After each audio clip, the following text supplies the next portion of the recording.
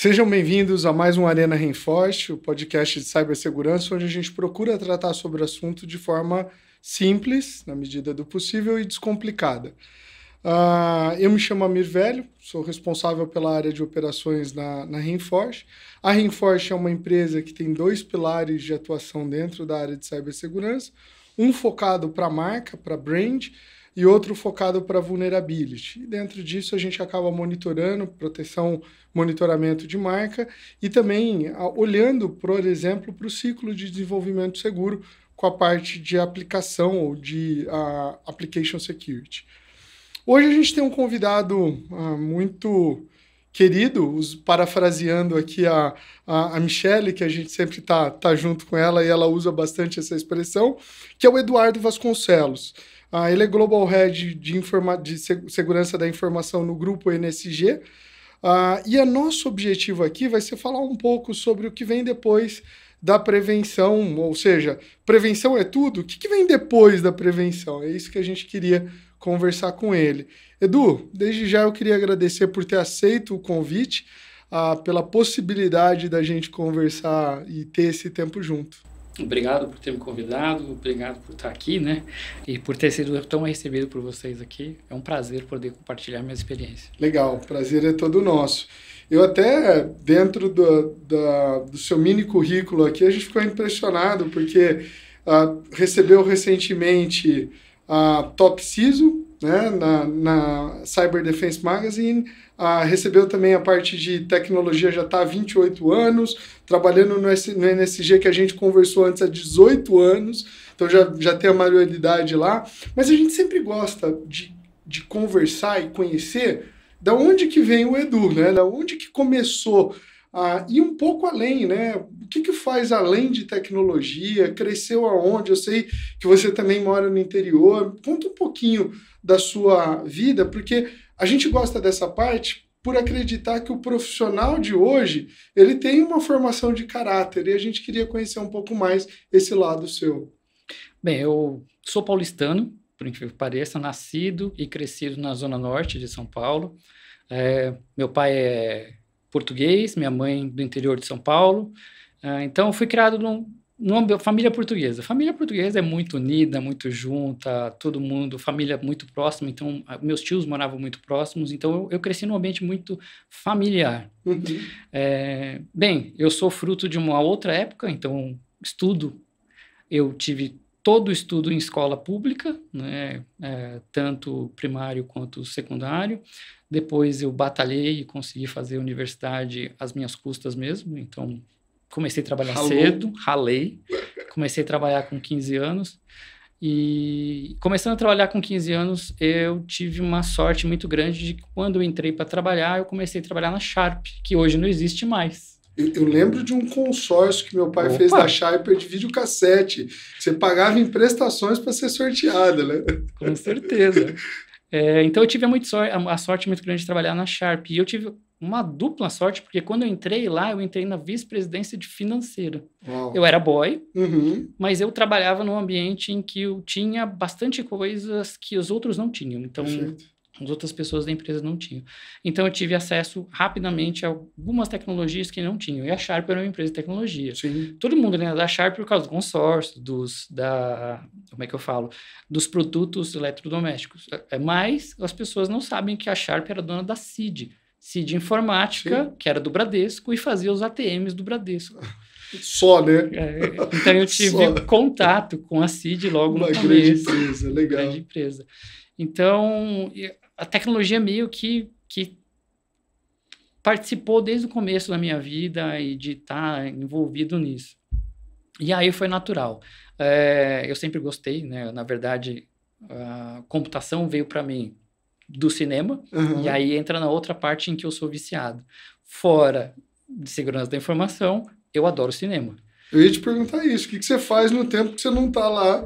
Cinema. Eu sou cinéfilo, eu assisto séries, eu assisto filmes, e eu gosto muito de curtir isso. Tanto que, de vez em quando, eu saio Tipo, 4 horas da tarde eu saio, eu vou pro cinema sozinho Que legal. para desestressar. É a hora que eu tiro minhas 2 horas e meia de isolamento mental para poder desestressar. Que joia. E aí eu assisti um filme, que é um filme um pouquinho antigo, né? Que é Jogos de Guerra. Uhum. E aí esse filme me chamou a atenção para a computação e o que o computador podia fazer. Ah, E isso ficou na cabeça. E foi crescendo. Quando eu já estava na Sharp, chegaram os primeiros computadores pessoais. Então, eu sou da época que a empresa não tinha computador pessoal. Sim, sim. Quando chegaram Processamento em lote nos mainframes, com mainframe. agendamento, e aí se rodasse errado aquele batch, aquele processo. Né? Exatamente. E aí chegaram os primeiros computadores pessoais e eu estava num departamento em que basicamente quem mandava eram as secretárias. Uhum. Né? E elas não queriam mexer nos computadores. Pronto. Aí eu falei, tá bom. Vai pro garoto novo. Dá pro menino ali que ele se vira. Dá pro menino que ele se vira. E foi. E aí a empresa me deu curso, eu fui progredindo. Eu saí da Sharp em 1996, mais ou menos, já sabendo o banco de dados. Porque no finalzinho, 1 ano de Sharp, eu saí da área que eu estava e fui para a área de fiscal. Uhum. E lá na área fiscal, eu era analista fiscal, mas eu não gostava de nada. Fiscal não era minha praia. E tinha o informe de rendimentos, né? Que precisava ser feito. Rodar. E aí eu falei, não, eu faço. Aí eu fiz um programa sobre informe de rendimentos. E aí foi progredindo. Dali eu saí para desenvolvimento de software fora, numa clínica de vacinação, porque a gente tem que passar por aprendizagem. Dessa clínica de vacinação eu conheci uma pessoa numa empresa de tecnologia, entrei e fiquei 10 anos na empresa de tecnologia. Então, lá aí na empresa de tecnologia, aí sim, aí eu aprendi de tudo. Aí eu aprendi de tudo. Desenvolvimento de software, redes, telecomunicações, o que tinha que fazer. São integradores que normalmente você acaba conversando, e até por estar visitando o cliente conversando, você acaba tendo abre, né, em termos de conversa. Abre muito a mente. Então, foi no momento adequado da minha vida. E como que você foi de tecnologia para a área de cibersegurança? Foi nessa experiência ou foi visitando o cliente? Como que você caiu em cibersegurança? Nessa empresa que eu trabalhei, a gente tinha os cursos da Checkpoint, que é um firewall muito conhecido. Uhum. Né? E era um grande representante do Checkpoint naquela época, a gente tinha os treinamentos. Uhum. E no começo eu arrumava as salas de treinamento. E eu era, vamos dizer assim, a cobaia quando tinha os treinamentos, tipo assim, me ajuda aqui para ver se não vai dar ruim na hora que o aluno chegar. E eu acabei aprendendo. Então eu fui aprendendo o firewall. Você fazia o curso ali, acabava participando, preparando o ambiente. E aí eu fui aprendendo mais e mais de cyber. Quando eu saí dessa empresa de segurança, de tecnologia, vamos dizer assim, né? Eu já sabia bastante de segurança, mas Perfeito. Não era a minha profissão, né? Uhum. Eu saí dessa empresa como gerente de suporte. E aí, quando eu entrei na empresa que eu estou hoje, eu entrei como coordenador de cyber. Aí sim, eu entrei para trabalhar com cyber. O foco já era esse. Naquela época chamava, não era cyber, era segurança só. Mas o foco era esse. Não, legal. Saindo um pouco desse lado pessoal, que eu acho que, como eu falei antes, é importante. Agora indo para a cadeira de CISO, então você entra na empresa que você está há 18 anos e de repente desenvolve ou começa a trabalhar dentro de segurança, indo para cyber, e daí, como a gente conversou e já se conhecia antes, passando por SOC, então diversas áreas. Existe algum aspecto na sua rotina de CISO, no dia a dia, que talvez não tenham te perguntado, mas você fala, olha, isso daqui é fundamental, eu preciso disso para o meu trabalho? O que você observa aí que você pode falar para a gente, falando, cara, se você é um CISO, eu recomendo isso, porque é importante fazer isso todo dia para talvez estar antenado, não sei. Tem algum aspecto nesse sentido, Edu? Eu acho que o que ninguém fala para a gente que precisa ter é balanço. É o balanço entre a saúde, quando eu falo saúde física e saúde mental. Perfeito. E o desenvolvimento profissional. Ninguém te fala que você tem que saber fazer o balanço entre essas duas coisas. Uhum. O que acontece muito é as pessoas elas focam muito em desenvolver a carreira muito rápido e elas esquecem essa parte de saúde. E ela é muito importante para poder você manter o gás no profissional. Então, se você não cuida desse balanço do profissional, do ser, você acaba perdendo gás no profissional. Uhum. Então, o que eu vejo bastante é muita gente se deixando levar por essa inundação de informação que a gente tem hoje, principalmente redes sociais, que acabam glamorizando um pouco a posição de CISO, Uhum. e elas não focam em ter esse balanço. Você tem que saber fazer a hora do passar a bola para o próximo, de delegar, Boa. não delargar, são duas coisas diferentes, de delegar, de compartilhar e de, literalmente, estrategicamente, você não cresce numa empresa se você não tiver aliados. Quando eu falo aliados, não estou falando de ser aliado do pessoal de TI, do seu pessoal técnico, do seu engenheiro. Não. Um CISO, o melhor amigo do CISO é a auditoria interna. O melhor amigo do CISO é recursos humanos. O melhor amigo do CISO é o jurídico. Então, essas pessoas, elas têm que fazer parte. E elas te ajudam a fazer esse balanço. Boa. Então, eu não preciso saber de todas as legislações. Eu não preciso ser o master de legislação. Mas você tem que puxar. Mas eu tenho contatos onde eu consigo puxar esse tipo de informação. Excelente. Esse balanço é muito importante. As pessoas... Isso ninguém te fala.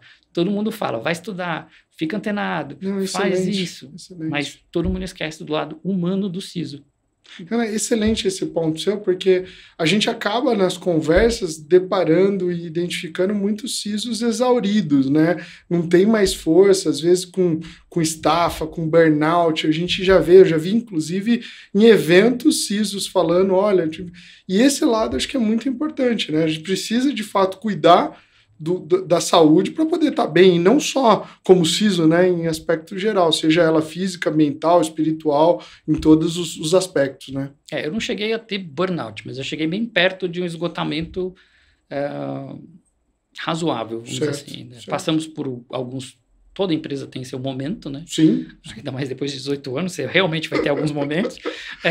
Mas teve alguns momentos que eu passei que realmente eu cheguei perto do limite. E foi aonde eu realmente fiz uma análise interna. Falei, peraí, alguma coisa está errada, eu preciso rever isso comigo mesmo. É bom sempre ter um mentor. Então, alguém que chega, você tem confiança e chega em você e fala, você não é assim, você está diferente. Esse não é o Eduardo que eu conheço. Então, graças a Deus, eu tive uma pessoa que falou, tá indo muito ruim, tá indo pro lado errado, esse não é a pessoa que eu conheço, você não trabalha assim. E aí eu fui ver, e realmente eu estava estressado, aí eu consegui me concentrar. Legal. Eu gosto muito de um texto que fala que na multidão dos conselhos a sabedoria, e de fato a gente conseguir escutar os outros e falar, opa, isso é verdade, deixa eu mudar, é interessante. Que legal, acho que ficaram 2 conselhos, na verdade, equilíbrio e ter bons mentores, né? Excelente. Legal. Nessa dinâmica, a gente tem visto, na dinâmica de cibersegurança hoje em dia, a gente tem visto não só cibersegurança, tecnologia como um todo, a gente tem visto meio que uma agitação, né? No sentido de profissionais indo para o exterior, indo para empresas multinacionais, às vezes até com aquela... ilusão ou não, né, tendo em vista aí as 2 últimas semanas e como o dólar está se comportando, vou ganhar em dólar, e às vezes com essa visão. E você, Eduardo, já está trabalhando aí há 18 anos numa empresa que é uma empresa global, então você acho que tem bastante propriedade para falar desse movimento e talvez dar dicas nesse sentido. Você já atua nessa posição há um bom tempo. Como é essa experiência? Como que você fala, olha, de novo, cuidado com isso, talvez isso chama muita atenção, isso não. O que você fala com relação a essa dinâmica que a gente vê hoje com relação a empresas de externo buscando profissionais aqui? O que eu vejo bastante no mercado hoje, e principalmente eu tenho colegas meus que saíram daqui, foram para outros países, Europa, Estados Unidos, e hoje estão muito bem, obrigado, deslancharam. Tenho colegas que foram, se arrependeram amargamente e voltaram. Porque mudar para outro país, você tem que entender uma coisa, você sempre vai ser um estrangeiro. Um imigrante, sempre. Não interessa o país que você for, você sempre vai ser um estrangeiro. O que eu acho que está acontecendo no mercado hoje, com essa equiparação salarial, que a gente pode falar, globalizada, nada mais é do que justo. Porque os nossos profissionais de segurança da informação e de cyber, eles não têm atuação local, eles têm atuação global. Então, eles merecem ter essa equiparação salarial independente de onde você está trabalhando. E aí sim, o que eu vou falar pode desagradar as empresas, mas tem que se pagar o justo. Então, se você quer manter o profissional aqui no Brasil, vai ter que subir um pouquinho a barra. Porque senão uma empresa de fora vem e te leva com a vantagem do câmbio. Sim. Se a empresa for inteligente, e aí é o caso das multinacionais, ela vai alocar o recurso aonde custa menos para ela. Então, ela vai fazer essa alocação de forma inteligente. Os famosos recursos de best shore, né? Escolhe onde está melhor para alocar. E eu já contratei isso no mundo inteiro. Então, eu já fiz contratação em 4 continentes. Eu só não contratei na África, mas no resto dos continentes eu contratei. Já contratei em todos esses continentes. E a dificuldade é a mesma. Então, se você vai contratar aqui no Brasil, se você vai contratar nos Estados Unidos, na Europa ou na Ásia, a dificuldade de profissional é o mesmo. Falta profissional no mercado. Perfeito. Tá. Então, a grande diferença que eu vejo, que aí se encontra em favor dos brasileiros, eu diria que os argentinos também, porque eles são muito bons nisso, junto com a gente, é a flexibilidade. A nossa flexibilidade faz do profissional de cyber brasileiro ou sul-americano um diferencial muito grande. Os outros, culturalmente falando, eles são mais rígidos na forma do trabalho e de lidar com o trabalho. O brasileiro é mais flexível. E o brasileiro tem uma coisa muito instigante, que é o contínuo aprendizado. Está sempre aprendendo, né? E algumas culturas, e aí, mais uma vez, participo de vários países. Algumas culturas ainda têm muito aquilo do... Eu trabalho nessa empresa, então ela tem que me dar um treinamento. Se ela não me der um treinamento, então eu não vou aprender. O brasileiro não, ele vai lá e aprende. Se vira. Ele vai lá e aprende, ele se vira. Então, o grande conselho que eu dou para quem está procurando esse tipo de coisa hoje é, primeiro, faça uma análise muito detalhada. Porque mudar para outro país não é fácil. Vai ter barreiras. Vi muita gente mudando para Portugal. Você já não tem a barreira da língua. Meu pai é português. Português não é brasileiro. Eles não falam do mesmo jeito, eles não te tratam do mesmo jeito, é outra forma de se relacionar. E você estando lá, você tem que entrar no esquema deles. E tem muita gente que chega para lá achando, Portugal, Brasil, é tudo igual. Não, não é, é diferente. Os custos são mais altos. Você ganha em euro, mas você paga em euro. Então, tem essa grande diferença. Agora, se você trabalha aqui no Brasil, ganha em euro, aí a vantagem é muito grande. Assim, tem que achar a melhor forma. Pesar isso muito. Perfeito. Edu, nesses 18 anos na empresa que você está, certamente você fez uma série de projetos, contratações, como você acabou de falar, tem uma série de reconhecimentos que foram realizados. Mas, olhando para você, o que você fala? Puxa, isso foi legal implementar por conta disso, disso e disso. Ou, nessa oportunidade, eu tive uma experiência que me ajudou. Fala um pouco desses aspectos aí de autossatisfação em ver dar certo, em ver aquele projeto finalizado. Qual que seria um que você lembra ou alguns que você lembra? Eu tive a felicidade de quando eu entrei no grupo, 18 anos atrás, eu tinha um mentor que ele ficou lá até a aposentadoria dele. Ele era o gerente de telecomunicações, da qual o Cyber fazia parte, né? E ele se aposentou em telecomunicações. Mas ele me motivou muito a sempre tentar alguma coisa diferente e sempre implementar coisas diferentes. Depois eu passei um pedacinho da minha carreira, 5 anos, na área de central de serviços, onde eu decidi dar um tempo na segurança da informação e aprender serviços. Como a empresa trabalhava, como a gente presta serviços para as áreas finais, como que eu falo com uma diretoria. Esse pedaço de tempo para mim foi fantástico. Porque além de eu aprender muito sobre a área de central de serviços, quando eu deixei a área de central de serviços para o meu sucessor, que eu fiz um sucessor, eu escutei dele semana passada. Eu só estou onde eu estou porque você me ajudou a atingir o que eu atingi. Então, hoje, ele cuida das Américas também, como eu cuidava, né? E ele faz um trabalho muito maior do que eu fazia, porque ele desenvolveu mais coisas. Sim. Então, é muito legal ver isso. Então, esse trabalho de trabalhar com o ser humano, de evoluir pessoas, foi um dos grandes aprendizados que eu tive dentro do grupo NSG. Aprendi muito a fazer isso lá. Essa passagem que eu tive na área de central de serviços me abriu a porta quando viraram e falaram, olha, você fez o trabalho tão bem feito, agora a gente precisa de uma área de cyber.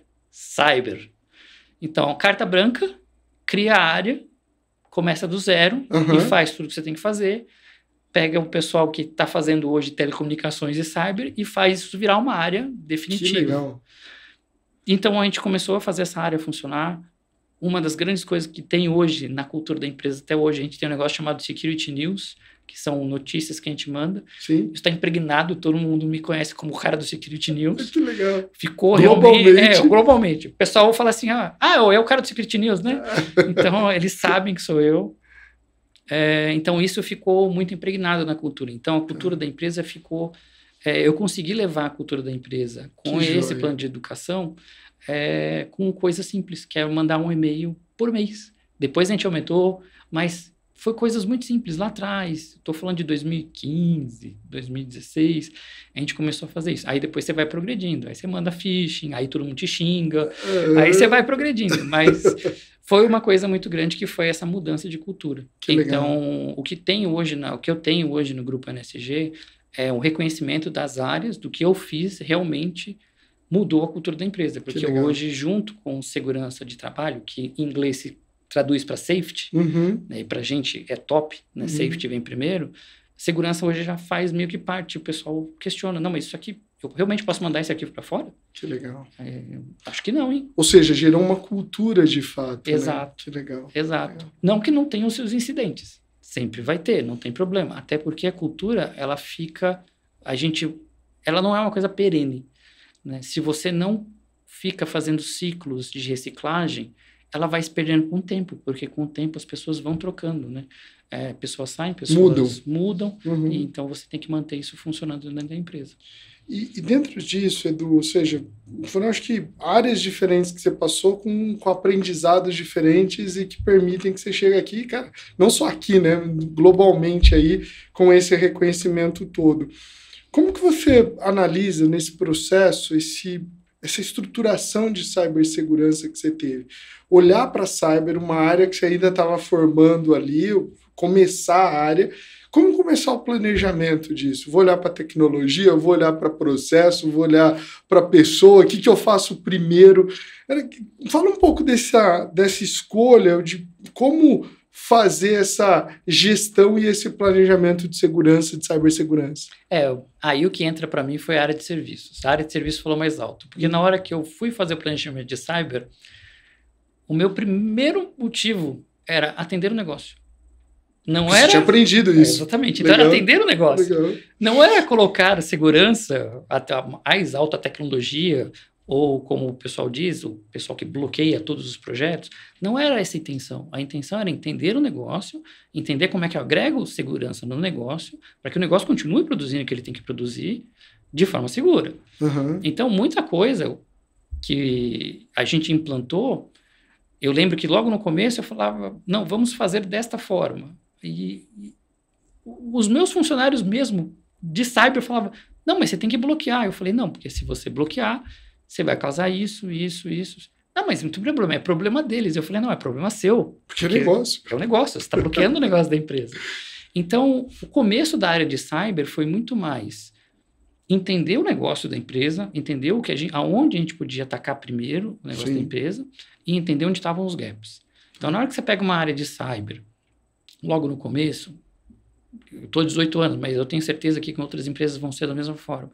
Você tem que fazer um gap analysis e verificar onde você está mais para trás, né? E verificar se aquilo afeta um negócio. Né?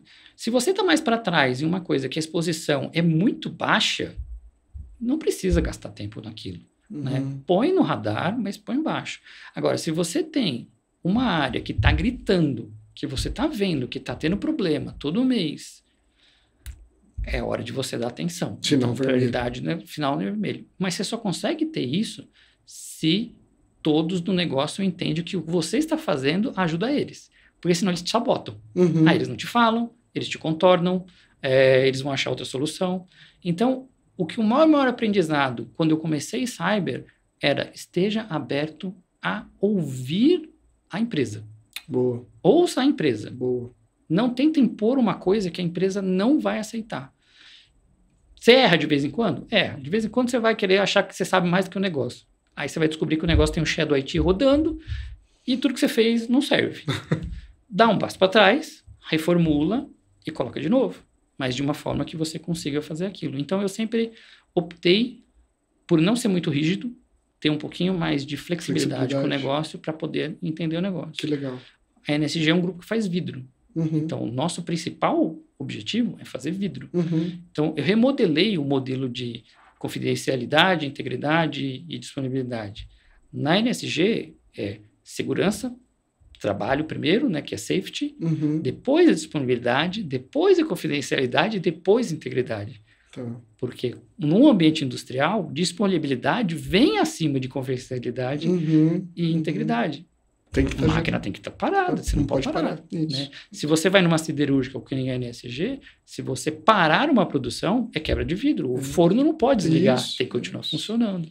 Então, a gente tem que ter essa maleabilidade de entender o negócio. Esse foi o grande, vamos dizer assim, o grande bastião para implementar a área de cibersegurança no grupo NSG. Ainda é um desafio, não é fácil, porque é uma empresa multinacional em 80 países. Mais ou menos. Não é 100% igual. Então, você tem que fazer as adaptações. Então, eu faço a adaptação de tempos em tempos. Eu lembro que uma vez eu passei por uma fase que dava treinamento sobre equipamento. Eu lembro que eu encontrei um gestor também da área de tecnologia da informação e ele falou... Sabe qual que é o prejuízo da minha esteira parada? Eu falei, cara, eu não sei. Ele falou, eu não consigo mensurar porque eu não ganhei aquele valor. Aquele valor, eu tenho o valor que foi, mas eu não recupero. Então, na verdade, aquele prejuízo, ele não volta atrás. E isso pegou bastante, que é bem no que você está falando. Então, a disponibilidade dentro de um ambiente desse, às vezes, ganha frente aos outros do CIA, né? Aos outros itens que a gente tem em segurança. Teve um ponto que você falou agora que eu lembrei. Isso foi um exercício que a gente fez ano passado. Nesse exercício que a gente fez ano passado, mas foram poucas pessoas que participaram, ainda não está muito divulgado dentro do próprio grupo. Mas eu fiz a seguinte pergunta, se parou a esteira, qual é o prejuízo? Né? Aí a pessoa falou, 1 hora parado me gera X de prejuízo. E na cadeia de suprimentos? É isso que é o negócio. Porque você gerou um prejuízo que você não entregou, mas às vezes, o que você não entregou gera multa, porque vai parar uma outra empresa, que vai parar outra empresa. Isso. Então, você tem toda uma cadeia que você tem que prestar atenção. E quando eu fiz esse questionamento no passado, eu vi que o plano de continuidade de negócios que a gente tinha era, para aquela situação, atender o cliente. Mas quando eu falei, e além do cliente? Deu um nó, né? Deu um nó. 5 segundos. Mas... você tem que fazer esses questionamentos, sim. Né? Para quê? Para que alguém tenha a ideia de falar, vamos colocar na mesa e vamos começar. Então, hoje é discutido, né? Sim. Então, a cadeia como um todo, não é só o que a gente faz ali na esteira parada. E como você falou, às vezes um vidro num forno representa ter que parar o forno, desaquecer para limpar porque deu um problema, e isso você tem um prejuízo que vai muito além, né? Você não conseguiu controlar ali. Não, perfeito.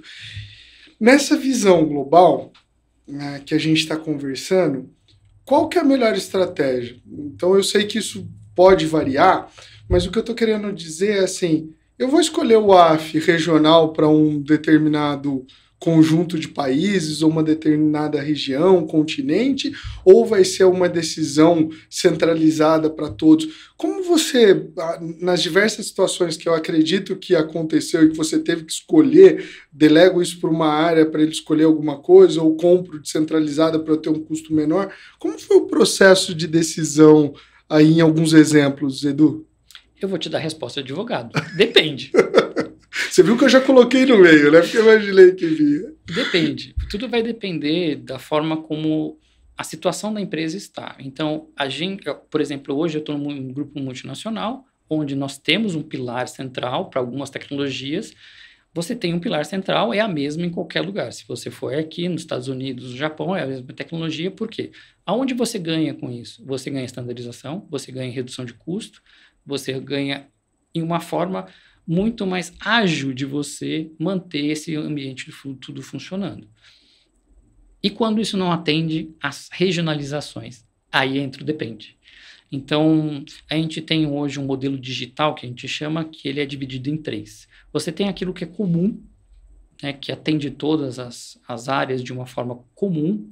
Você tem o core, aquilo não se mexe. Esse aqui ninguém pode dar pitaco. Ele fala, aqui é diferente. Não, isso é core da empresa, veio do headquarters e tem que ser isso. Bom. Então, o comum é negociável, o core não. Não. E você tem o distinto. E o distinto é onde você vai entrar em legislação, onde você vai entrar em especificações. A gente tem 3 linhas de negócio muito distintas, muito diferentes. Então, eu tenho algumas especificações em que só atende uma linha de negócio.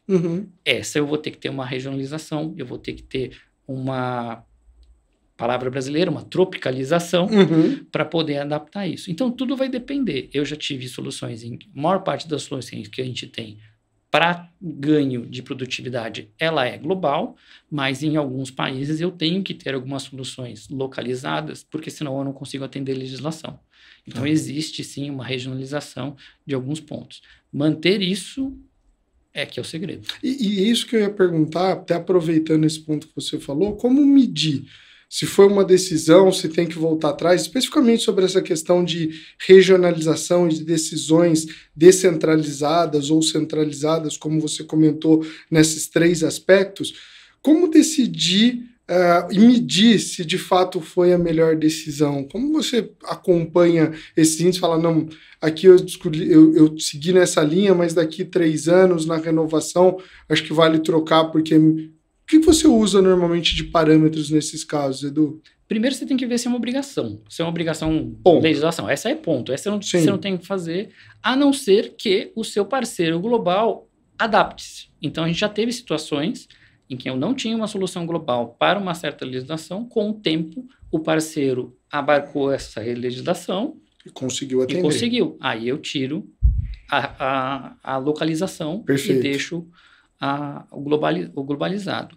Outra, se você vê se aquilo para que foi proposto a solução está tendo efeito. Vou dar um exemplo aqui, mas não quer dizer que é o que eu tenho lá funcionando, mas já tivemos no passado. Você tem um SOC que só atende um país porque só fala a língua local daquele país. Né? Então, você realmente não tem como ter um atendimento em inglês porque aquele país não tem funcionários que falam inglês. Né? Depois de passado um tempo, você começa a perceber que cai 1 chamado, 2 chamados no SOC. Aí você fala, não, peraí, não faz sentido eu ter todo esse custo para somente eu manter uma organização. Então, você tem que fazer essa análise. E aí, sim, vem as métricas, né? Se você contratou um serviço, você tem que medir. Sim. Para ver se ele está dentro do SLA, para ver se ele está atendendo, se ele não está atendendo. Então, tudo vai muito daquilo que você vai precisar para atender o negócio. Mais uma vez, voltei para o negócio. Funciona como seguro. Você não vai ter um seguro de 5 mil para um carro que vale 10. Então, você não vai pagar um serviço enorme para um país, sendo que o faturamento daquele país é baixo. Então, toda a justificativa de uma tropicalização, ela é discutida com o negócio, porque no final das contas, não cai no budget global, cai no budget local. Aí você transfere a responsabilidade para ele, porque vai no bolso dele, não vai no global. Sim, entendi. Então, aí ele paga, quem cuida sou eu, mas quem paga é ele. Entendi. E aí, na hora que ele... A pressão vem ao contrário. A pressão vem dele, todo ano, perguntando, tá efetivo? Tá efetivo? Entendi. É inverter a responsabilidade no sentido de cobrança, né? Legal. E eu imagino que num cenário como esse, tenha muita troca de informação. Então, você tem um aprendizado de alguém da Ásia ou do continente asiático como um todo, refletindo num continente americano, e às vezes até especificamente na América do Sul. Como que é compartilhar informação dentro de um ecossistema tão grande? Como receber os inputs, receber feedback para poder, às vezes, alterar um caminho, uma hora que está indo? Como você estruturava e dentro do início aí desse processo, estruturou esse aspecto, Edu? Você tem dois aspectos, né? Primeiro é a regionalização, né, que você está espalhado pelo resto do mundo, e você tem o time zone. Isso é complicado. Eu diria que mais do que de linguagem e cultura, é o time zone que complica muito. Porque ajustar um horário que consiga. Eu tenho uma equipe no Japão, na China, na Polônia, na Alemanha, no UK, no Brasil e nos Estados Unidos. Como é que você põe todo mundo numa reunião? Não tem, não existe. Então, a gente divide o mundo em dois. E a gente tem, vamos dizer assim, acordos de dividir essa reunião, mas que eles têm que se falar mesmo quando está fora do horário de expediente. Traduzindo melhor. Eles se comunicam por mensagem, não precisa responder na hora. Então, se a gente está usando o Teams, se a gente está usando qualquer ferramenta, de forma assíncrona, você manda uma mensagem, conversa com a pessoa, a outra pessoa responde, o que vai levar mais tempo. Mas tem que manter o comunicado, tem que manter o diálogo, tem que manter a informação. Então, muitas vezes, os nossos amigos do Japão, eles acordam primeiro, já tem a notícia. Quando chega aqui, eles já fizeram até o assessment. A análise. Já está meio feito já. Então, é só continuar e tocar o que foi feito. Meio que uma troca de bastão. Entrega aquilo ali para o time continuar. Mas tem um cascade. Então, eu falo com meus gerentes, os meus gerentes falam com os funcionários deles, e a gente faz essa informação subir e descer. Esse é o ponto. Ela sobe e desce da mesma forma. E a gente tem reuniões mensais. A gente tem reuniões mensais. Eu tenho reuniões semanais com os meus gerentes e eu tenho reuniões mensais com o time inteiro. E nas reuniões mensais com o time inteiro, eu não abro o microfone deles. Então, vocês falam, eu escuto. Por quê? É a liberdade deles falarem o que eles querem. Está errado isso, nós estamos fazendo isso errado, essa ferramenta não está dando certo, e eu só escuto e anoto. Eu não questiono, eu não respondo na mesma hora, até porque muitas das vezes o que eles estão falando ou necessita de um pouco mais de informação que eu corro atrás, ou tá certo. Então a gente tem que rever a estratégia. Né? Sentar com gerentes ali que você comentou para ver o direcionamento e ajustar. Então o meu papel nessa reunião mensal é de ombudsman, é só escutar e não tomar nenhuma ação. Não é uma reunião de checklist. Isso eles fazem com o gerente deles. A minha é só escutar eles. Legal. Isso era uma cultura da empresa ou uma cultura que você... É uma cultura da empresa. Eu aprendi na NSG. Até por conta da origem. Legal. E como equilibrar, Edu? Você falou muito do negócio, eu acho que é fundamental. Então, tá desalinhado com o negócio, você não fala a mesma língua, você não consegue ter a estratégia, até como você comentou muitas vezes, a priorização para onde a empresa está indo. Então, é fundamental, acho que você trouxe vários exemplos sobre isso.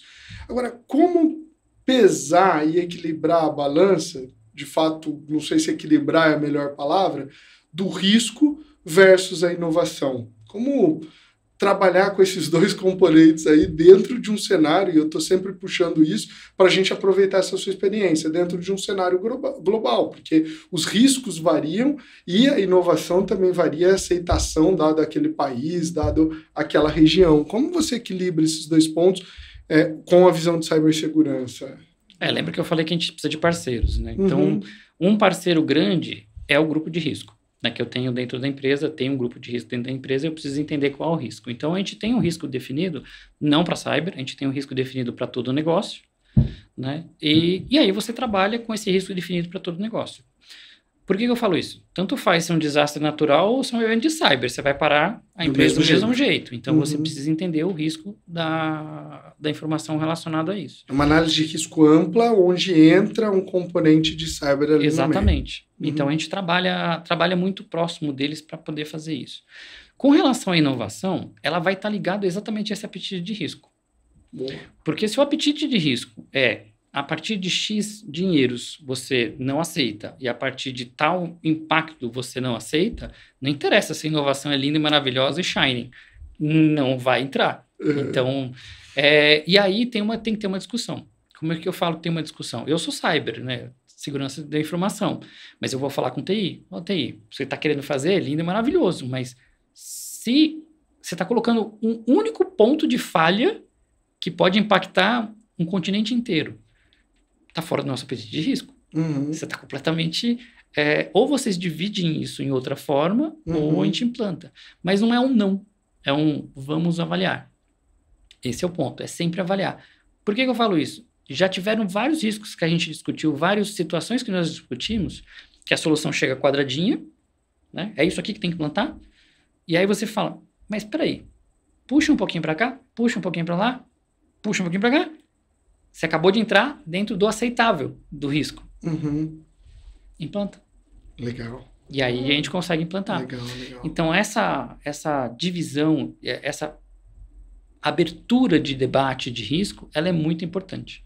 Então, não é o chegar e falar, não pode. Não é preto no branco. É entender o que está tentando ser feito pela empresa, entender o que o risco causa para a empresa, entender o quanto a inovação vai alavancar para a empresa. Bom. Então, hoje em dia nós estamos falando de inteligência artificial. Primeira coisa que eu vi várias empresas fazendo é bloqueia. Não, gente.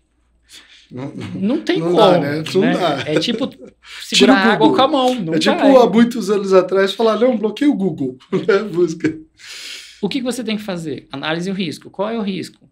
Aonde se aplica o risco na empresa? Então lá a gente decidiu, a gente está em vias de implementar uma política de Artificial Intelligence. E nessa política de Artificial Intelligence a gente vai ter duas categorias. Uma que são as categorias de soluções em que nós compramos, que ela vai ter um risk assessment muito mais complexo, e uma de soluções livres que estão no mercado que eu não consigo controlar o usuário de usar. Ou ele vai instalar no telefone dele, ele vai usar no browser, eu não consigo fazer nada. Essas, o que eu faço? Eu educo. E o nível de informação que você passa para um ou para outro é diferente também. Talvez pela classificação de informação, um aceite, o outro não. Né? Sim, exatamente. Mas eu educo. Aí a forma você tem que ficar educando. E aí, como você falou, depende do nível, né? Nós estamos falando de chão de fábrica. Então, eu tenho educação executiva, educação pessoas de escritório e educação de chão de fábrica. É outra linguagem, completamente distinta, mas você tem que educar. E o risco vale para todos. A gente tem várias soluções de alta inovação no chão de fábrica, em que o meu discurso com eles é completamente diferente. Eu não chego falando de risco, milhões de dólares, o que isso impacta no seu dia a dia, né? Essa inovação vai habilitar a gente melhorar a nossa produção em 2 horas, reduzir 2 horas no nosso trabalho, tá? Mas se ela falhar, a gente vai perder uns 2 dias de trabalho. Eu falei, então, o risco é alto, não é? Então, o detalhe é outro, o diálogo é outro. Perfeito. Tem que adequar. Falando com um, tem que adequar a linguagem. Infelizmente, a gente está caminhando para o fim. Ainda não é o fim, mas a gente está caminhando. E eu gostaria de que você falasse um pouco mais sobre uma iniciativa que você tem, que é o CyberSeg Fácil. Se você pudesse contar um pouquinho para nós, explicar o que é e contextualizar, eu agradeço. Isso, coitado, tá um pouquinho parado no momento que várias mudanças na empresa me trouxeram o meu tempo. Mas eu criei um canal no Instagram em que eu coloco dicas muito simples para que qualquer pessoa possa fazer uso de segurança da informação ou ter um pouco mais de conhecimento do que acontece no mundo em volta da gente. Boa. Da onde surgiu isso? Óbvio, meus pais, né? Minha mãe me liga um dia lá, olha, seu pai tá indo no banco fazer o depósito. Eu, que depósito? O que você pediu? Eu falei, eu não pedi depósito nenhum. Para. E aí você começa e deu tudo certo, não deu problema, mas eu falei, opa, então tá na hora de eu começar a contribuir de volta, né? Então vamos colocar alguma coisa. Agora estamos, depende depende da época que você tá no ano. Então você tá perto de uma Black Friday. Gente, vai aumentar muito, promoção, SMS. Vai aumentar a promoção e vai diminuir o preço, né? Exatamente. Então, tem toda uma indústria. E é isso que eu estou tentando fazer, tentando cativar essas pessoas que não têm conhecimento nenhum de tecnologia.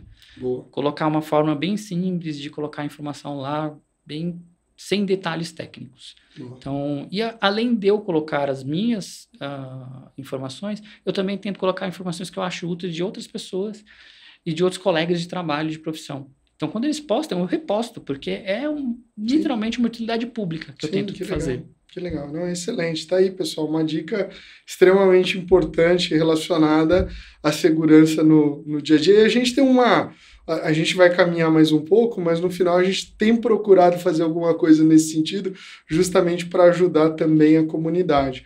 Olhando para esse cenário de conhecimento e de aproximar, quais seriam dicas? Eu acho que você já deu algumas, pelo menos na minha cabeça está claro algumas. Mas se a gente fosse sistematizar e pontuar, quais seriam dicas que você daria para a área de treinamento das empresas relacionadas a cyber? Para poder contextualizar aí, olha, eu acho que o caminho é esse, vai por aqui. O que você diria, Edu? Usando sua experiência do CyberSec Fácil, mais o conhecimento, o que você diria para essas empresas? Eu acho que a principal coisa que a gente pode ter num treinamento de conscientização aquilo tem que afetar a vida da pessoa. Ela não tem que afetar o processo ou como a pessoa trabalha dentro da empresa. Você tem que transparecer isso de uma forma que você leve isso à vida da pessoa. Quando ela entende que ela não clicando num phishing, não é o dinheiro da empresa que está levando, mas ela pode estar levando o dinheiro dela indo embora. Ela pode cair, o filho cair, o pai cair.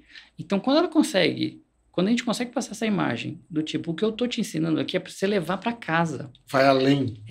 Você leva isso para sua família. O que eu estou te ensinando aqui é para você ter para você. Não é para você ter como profissional da empresa, é para você ter pessoal. Aí você tem uma educação que realmente faz efeito. Boa. Porque aí a pessoa, ela leva aquilo com ela. Porque ela gosta daquilo, ela vê utilidade. Se você faz uma quadradinha que fala, olha, aqui não pode fazer isso, aqui você tem que fazer isso. Não vai. 2 semanas depois, ela não lembra de mais nada. Mas na hora que você fala, olha, se acontecer isso com você, pode ser seu pai. E aí, como é que você faz para ajudar seu pai? Como é que você faz para ajudar seu filho? Né? Se você estivesse numa situação dessa e não fosse um equipamento da empresa, quem ia te ajudar? Né? Por quê? É fácil, quando você está falando da empresa, liga para central de serviço, TI, alguém... Mas quando é o seu computador? Perfeito. E quantas vezes durante esse ano inteiro alguém me liga e fala, deu ruim em casa, você consegue me ajudar? Você ajuda. E aí você pega esses feedbacks para retroalimentar a sua educação. Boa. Excelente, excelente. Acho que essa questão da linguagem que você já tinha falado, associada a envolver a pessoa, é fundamental, porque ela se sente parte, né? Ela, abre o ouvido, né? Acho que soa diferente. Agora, eu não podia terminar, eu falei no início, eu não podia terminar sem voltar nesse ponto. Top CISO pela Cyber Defense Magazine.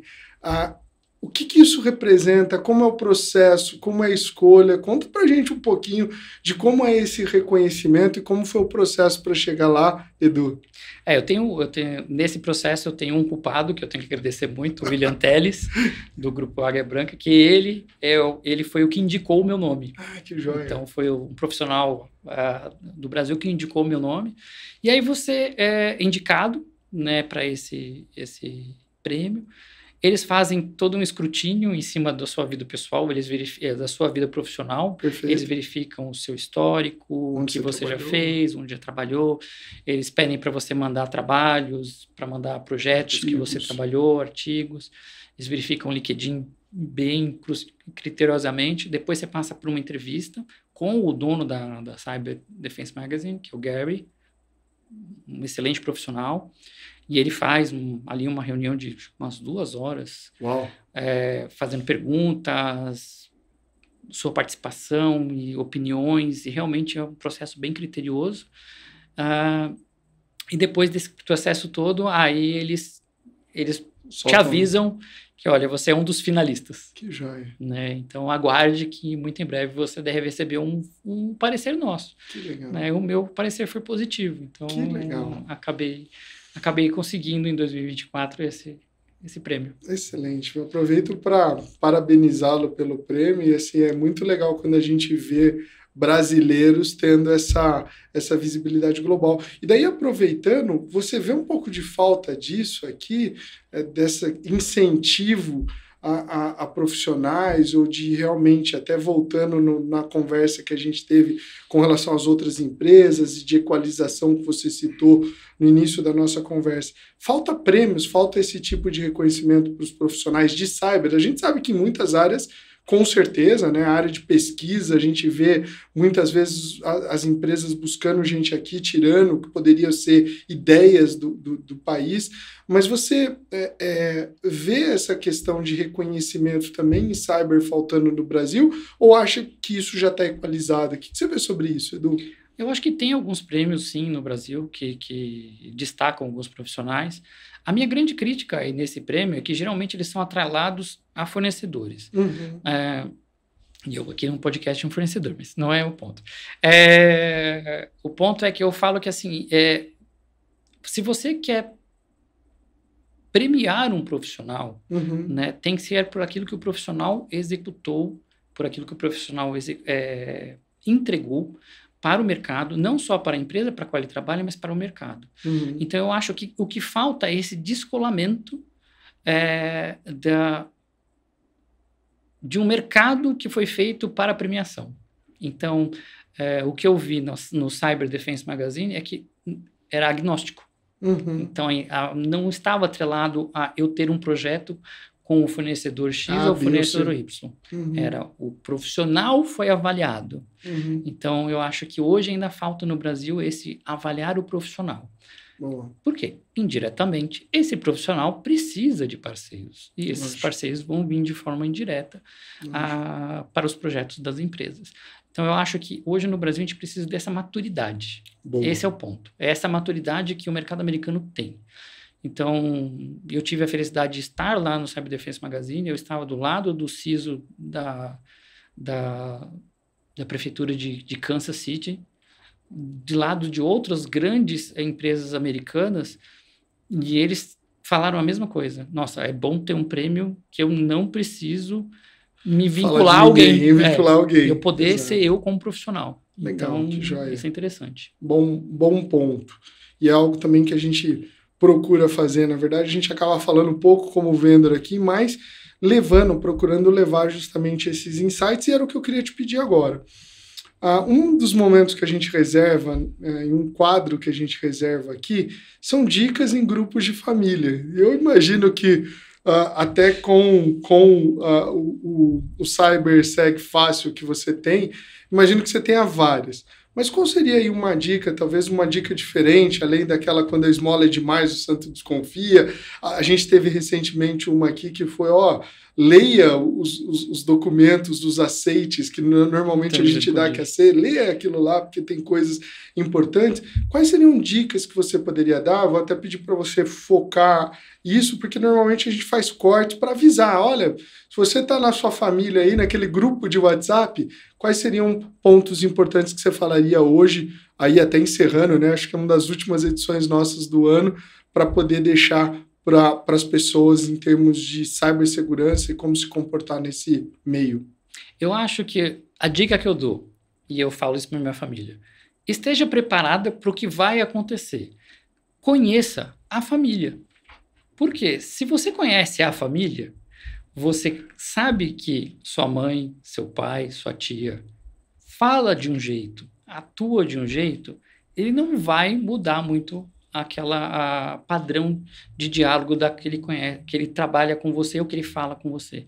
Então, o que eu falo bastante na minha família é: conheça os familiares, mas conheça mesmo. Conheça as pessoas, saiba onde elas estão, estejam preocupadas com elas. Quando você conhece seu familiar, você sabe quando tem um desvio de comportamento, você sabe quando tem alguma coisa que não está correta naquele diálogo que chegou para você. Aquela atitude não está certa, aquela forma como está sendo dialogado está errada. Hoje as pessoas, no mundo digital, elas se afastam muito. Então hoje o que eu estou pregando é exatamente o contrário. Se aproxime. Proximidade. Fale mais, dialogue mais. Quando você dialoga, você conhece a sua família. Boa. Então aí você tem um bom ponto para você já prevenir de qualquer outra coisa que aconteça com você. Excelente, excelente. Às vezes pegando a deixa, né? Aproveite a ceia para não ficar trocando mensagens via celular, mas pessoal também. Acho que são aspectos diferentes, mas são válidos. Edu, além de parabenizá-lo como já fiz, eu gostaria de agradecê-lo por ter cedido esse tempo para a gente poder bater esse papo muito jóia em termos de conteúdo, de visão, até de dicas aí de mercado. Eu não sei se você quiser deixar uma última mensagem, talvez como as pessoas te encontram e fala, talvez pelo próprio Insta, no caso do CyberSeg Fácil. Se você puder deixar aí uma última mensagem e uma referência, eu agradeço para o pessoal que nos assiste. Eu queria deixar uma mensagem para os mais novos, que estão chegando agora. A área de cyber é uma área interessante, ela está aí para ser desbravada. Eu acho que falta hoje, a gente tem um gap de mercado enorme para trabalhar na área de cyber. E o que eu estou vendo muito é uma ascensão meteórica, sem experiência. E eu estou vendo muito profissionais que esqueceram que eles têm que aprender outra língua. A área de cyber demanda que você fale inglês, demanda que você fale em espanhol, demanda que você entenda a região de onde você está. Então, não vai ser os tradutores automáticos que vão resolver esse problema. Você precisa participar de debates, você precisa participar de reuniões. A língua é muito importante. Eu estou vendo isso faltar. Eu já perdi candidatos porque eles não conseguiam entrar numa reunião. Eu tive um candidato fantástico em que o meu gerente falou assim, eu não consigo falar com ele, eu sou alemão, ele não fala nem inglês. Dói, né? Dói. O cara é bom, mas você não pode pegar, porque eu não tenho como gerir ele. Então, para a juventude que está vindo aí, não é só técnico, precisa também ter um pouco mais de línguas, um pouco mais de entender a situação de onde você está. Não vou nem falar agora de soft skills, hard skills, isso é outra coisa, mas assim, entenda onde você está para você poder trabalhar. Então fica aí minha dica para a nova geração. Edu, além de te agradecer, eu gostaria de agradecer aqueles que nos acompanharam, mais um Arena Reinforce, desejar boas festas, um bom ano de 2025, e que você possa nos acompanhar nas próximas edições, nos próximos Arena Reinforce.